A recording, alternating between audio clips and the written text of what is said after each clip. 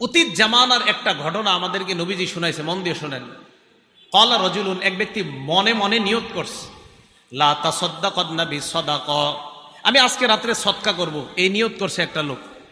করার পর ফাখরাজা বিসাদাকাতিহি, রাতের বেলা সদকা নিয়ে বের হয়। সদকা নিয়ে বের হওয়ার পর ফাওয়াদাহা ফি ইয়াদিস সারিকিন, একজন চোরের হাতে সদকা দিস। সদকা নিয়ে বের হইছে, একজন চোরকে দিছে সদকা। তো এই লোকটা চোরের সদকা দেওয়ার পর বাসায় আসছে, আসার পর রাতের বেলা ঘুমায় গেছে। ঘুমায় যাওয়ার পর ফাসবাহু ইয়াতাহাদ্দাসুনা তুসাদ্দিকাল লাইলাতা আলা সারিক, জনগণ সকালবেলা বলা বলি করতে লাগলো, রাতের বেলা একজন চোরকে সদকা করা হয়েছে। ওই লোকটা যখন এই কথা শুনলো, শোনার পর ওই লোকটা বলল, আল্লাহুম্মা লাকাল হামদু আলা সারিক, আল্লাহরে বললেন, আল্লাহ তোমার প্রশংসা, আমি একজন চোরকে সদকা করলাম, আমার তো জানা নাই। আমি নিয়ত করলাম লা আতাসাদ্দাকান্না বিসাদাকা, আজকে রাত্রে আমি আবার সদকা করব। রাতের বেলা সদকা নিয়ে বের হয়। ফাওয়াদাহা ফি ইয়াদি জানিয়া, দ্বিতীয় রাতে একজন ব্যভিচারিণী নারীর হাতে সদকা দিস। প্রথম দিন চোর, দ্বিতীয় দিন একজন ব্যভিচারিণী নারী, যে টাকার বিনিময়ে নিজের পবিত্র সতীত্ব বিক্রি করে বেড়ায়, এমন একজন নারীকে দ্বিতীয় দিন সদকা করছে। রাতের বেলা লোকটা ঘুমায়, সকালবেলা জনগণ বলা বলি করতে লাগলো, তুসাদ্দিকাল লাইলাতা আলা জানিয়া, রাতের বেলা একজন ব্যভিচারিণী নারীর হাতে সদকা করা হয়েছে। ওই লোকটা এবার আল্লাহর দিকে তাকায় বললেন, আল্লাহুম্মা লাকাল হামদু আলা জানিয়া, মাবুদ তোমার প্রশংসা, আমার তো জানা নাই আমি একজন ব্যভিচারিণী নারীকে সদকা করলাম। লা আতাসাদ্দাকান্না বিসাদাকা, আমি আবার নিয়ত করলাম আজকে রাতে আমি আবার সদকা করব। রাতের বেলা লোকটা সদকা নিয়ে বের হয়। রাতের বেলা সদকা নিয়ে বের হওয়ার পর ফাওয়াদাহা ফি ইয়াদি গনিহিন, 3 নাম্বার দিন একজন ধনী মানুষের হাতে সদকা দিস। এক ধনী মানুষ রাতের বেলা টাকার টেনশনে রাস্তায় হাঁটতেছে, এত টাকা পয়সা, রাতে টেনশনে ঘুম হয় না। এই ব্যক্তি কি করছে, রাতের বেলা রাস্তায় একজন লোকরে দেখছে, ওই বেটার হাতে সদকা দিয়ে দিস। ধনী মানুষও চিন্তা করতেছে ঘটনা কি, আমারে কি দিল, এ বুঝতেছে না, এ কিন্তু সদকা দিয়ে গেছে, মনে করছে ভিক্ষুক টিকুক রাত্রে হাঁটতেছে, দিয়ে দিস।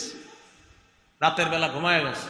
সকালবেলা জনগণ বলা বলি করতে লাগলো, লোকটার কি সমস্যা? প্রথম দিন চোরের সদকা দিস, দ্বিতীয় দিন একজন ব্যভিচারিণী নারীকে সদকা দিস, তৃতীয় দিন এমন একজনকে সদকা দিয়েছে যাকে সদকা দেওয়া কোনো মতেই ঠিক না, একজন ধনী মানুষের হাতে সদকা দিস। এবার এই লোকটা আল্লাহর দিকে তাকায় বলে, আল্লাহুম্মা লাকাল হামদু আলা গানিয়্যিন, আল্লাহর কাছে বললেন, আল্লাহ আজকেও আমি জানতাম না আমি কাকে সদকা করলাম। প্রথম দিন একজন চোরকে দিলাম, দ্বিতীয় দিন একজন ব্যভিচারিণী নারীকে দিলাম, তৃতীয় দিন একজন ধনী মানুষকে দিলাম। আজকে আমার সদকা করার মতো অর্থ নাই, থাকলে আমি আবার আজকে সদকা নিয়ে বের হতাম। রাতের বেলা লোকটা ঘুমায় যায়। ফাউতিয়া ফাকিল আলাহ, স্বপ্নে তাকে বলা হয়, আম্মা সাদাকাতুকা আলা সারিক, প্রথম দিন যে তুমি চোরকে সদকা করলা, ফালা আল্লাহু আইয়াস্তাইফা আন সারিকাতিহি, তোমার টাকা পেয়ে এই লোকটা আর চুরি করবে না, হয়তো এমন নিয়ত করবে।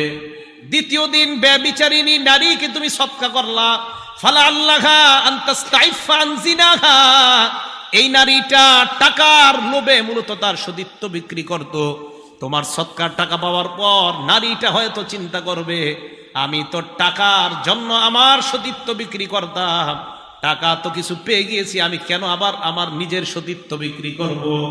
3 নাম্বার দিন ধনীকে সদকা দিলা, ফলে আল্লাহু আইয়াতাবিরা, ধনী মানুষটা হয়তো উপদেশ গ্রহণ করবে, আহারে কতদিন যাকাত দিলাম না, সদকা করলাম না, আজকে একজন মানুষ গরিব ভাইবা আমাকেই সদকা দিয়ে গেছে, উপদেশ গ্রহণ করে এখন থেকে সে তার সদকা দিবে।